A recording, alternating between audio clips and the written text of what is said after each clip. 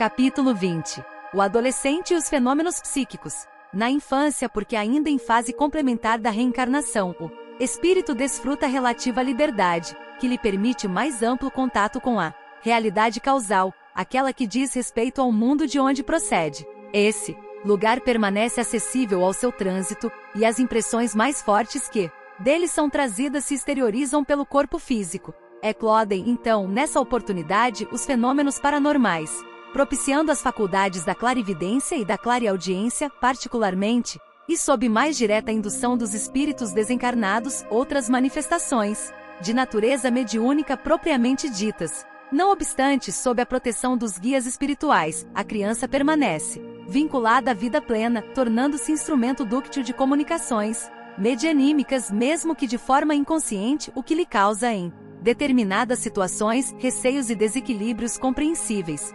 considerando-se, porém, a sua falta de estrutura psicológica porque em fase de desenvolvimento orgânico e psíquico, ela não deve ser encaminhada para experimentações paranormais, auxiliando-se-lhe, entretanto, mediante os valiosos e oportunos recursos específicos da oração, da água magnetizada, das conversações edificantes como terapia própria para sua faixa de idade. No período da adolescência, porém, em pleno desabrochar das forças sexuais, a mediunidade se apresenta pujante, necessitando de educação, conveniente e diretriz adequada para ser controlada e produtiva. No momento em que a glândula pineal libera os fatores sexuais complementares e as demais do sistema endocrínico contribuem para o desenvolvimento da libido, a primeira, que era veladora da função genésica, transforma-se num fulcro de energia portador de possibilidades de captação para a psíquica, que dá lugar a uma variada gama de manifestações. Os conflitos comportamentais do adolescente naturais nesse período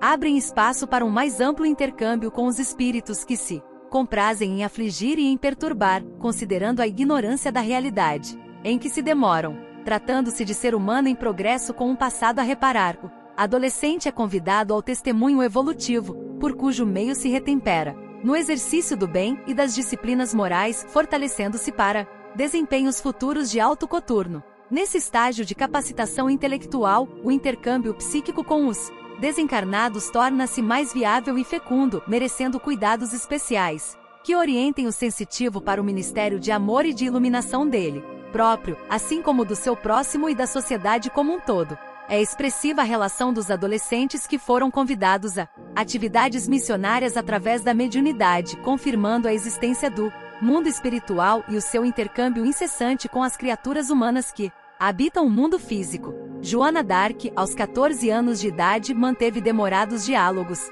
com os espíritos que se diziam Miguel Arcanjo, Catarina e Margarida, considerados santos pela Igreja Católica, que a induziram ao comando do desorganizado exército francês para as lutas contra os ingleses, culminando com a coroação de Carlos VII em Reims, que a abandonaria depois ao próprio destino de mártir. Bernadette Soubirous, aos 14 anos, na gruta de Massabielle, em Lourdes, na França, teve 18 contínuos encontros com uma entidade luminosa que lhe afirmou ser Maria de Nazaré. 3 crianças na Gruta da Iria, em Fátima, Portugal, igualmente mantiveram contato e dialogaram com outro ser espiritual que informava ser a mesma senhora. Catarina e Margarida Fox tornaram-se instrumento da comunicação lúcida com o mundo espiritual em desfile nos Estados Unidos e inauguraram a era nova para a comunicabilidade com os seres de além-túmulo. Allan Kardec acompanhou e estudou as excelentes mediunidades das adolescentes irmãs Baldwin, de Aline Carlotti, de Jaffet e de Hermance du Fawkes, que contribuíram expressivamente para as incomparáveis páginas de ciência, filosofia e religião que constituem a codificação do espiritismo. Florence Cook, também com 14 anos, buscou o apoio do notável físico Sir William Crookes em Londres, para que a estudasse e investigasse exaustivamente, produzindo extraordinárias manifestações de ectoplasmia, nas quais se apresentava materializado o espírito Kate King. Daniel Douglas Home, desde os 10 anos de idade, tornou-se admirável médium de efeitos físicos, havendo sido investigado demoradamente por eminentes cientistas que lhe autenticaram as faculdades mediúnicas, o mesmo que fizeram inúmeras cortes europeias pelas quais passeou a sua paranormalidade. Mais recentemente, inumeráveis instrumentos mediúnicos deram início ao desdobramento das suas faculdades paranormais exuberantes, que brotaram na infância e atingiram o apogeu no período da adolescência, tornando-se verdadeiros exemplos dignos de ser seguidos, pela abnegação e edificação dos ideais do bem que realizaram e que prosseguem desenvolvendo. É perfeitamente compreensível que nessa fase de auto-identificação, o adolescente desperte para o patrimônio que nele se encontra latente e que se exterioriza sob o aluvião de energias pujantes, a fim de canalizá-las para a sua completude, o seu perfeito equilíbrio psicofísico. Inúmeros fenômenos, portanto, que ocorrem no desenvolvimento do adolescente: conflitos fóbicos, transtornos neuróticos e psicóticos, insegurança, insônia, instabilidade sexual, além das conhecidas causas genéticas, psicológicas, psicossociais, também podem ter sua origem nas obsessões, que são interferências de espíritos sem orientação no comportamento do jovem, como esforços de dívidas pretéritas ou mecanismos de burilamento interior para o próprio progresso moral. Da mesma forma que o desabrochar da adolescência exige valiosos contributos da família, da escola, da sociedade, a religião espírita é também convidada a brindar esclarecimentos e terapias para bem conduzir a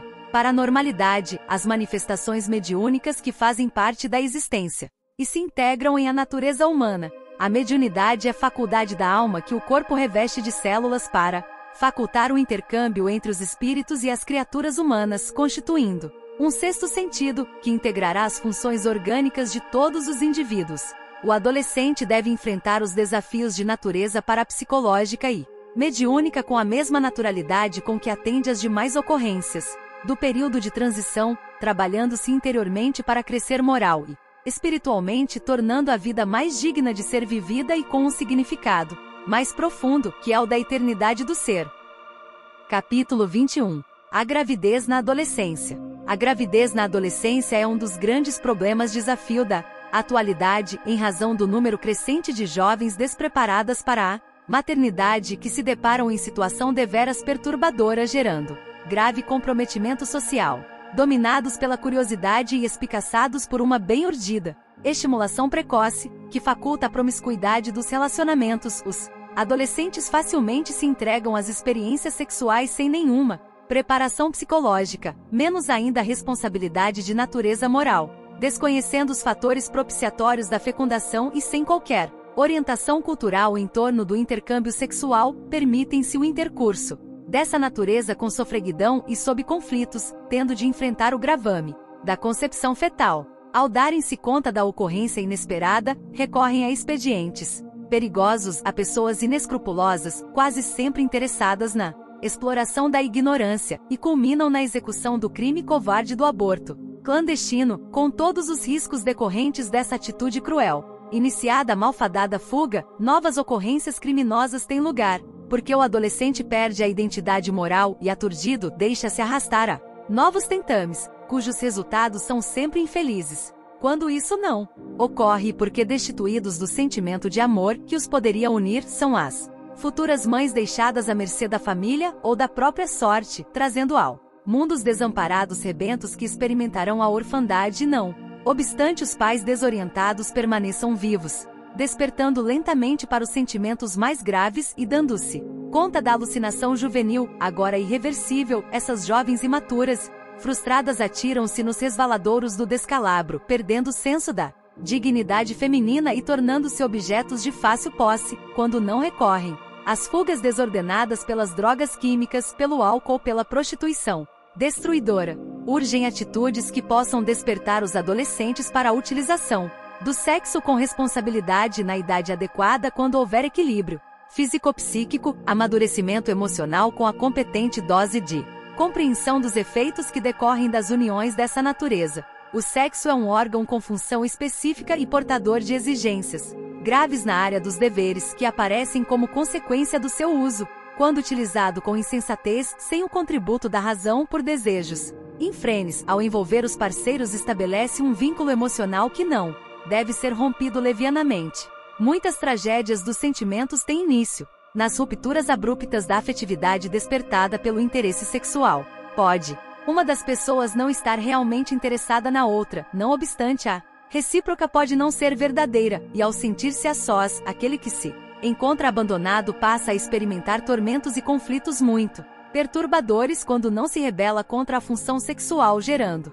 problemas mais profundos que irão comprometer-lhe toda a existência, em razão da leviandade de quem se foi, indiferente pelo destino de quem ficou. Na adolescência, porque os interesses giram em torno da identidade, da sexualidade, da afirmação da personalidade, além de outros, a atração entre os jovens é inevitável, produzindo grande empatia e estímulos que devem ser cultivados, porquanto isso faz parte da formação do seu conceito de sociedade e de autorrealização. Todavia é indispensável insistir quanto aos cuidados que devem ser tomados pelos moços em razão da precipitação em assumir atitudes e compromissos para os quais não estão preparados, tornando-se fáceis vítimas da imprudência e do desconhecimento. Sob outro aspecto, porque os sentimentos ainda não estão maduros e o desconhecimento da função sexual é total, o ato não corresponde à expectativa ansiosa do adolescente que se sente defraudado receando novas experiências ou precipitando-se em outras tantas a fim de descobrir os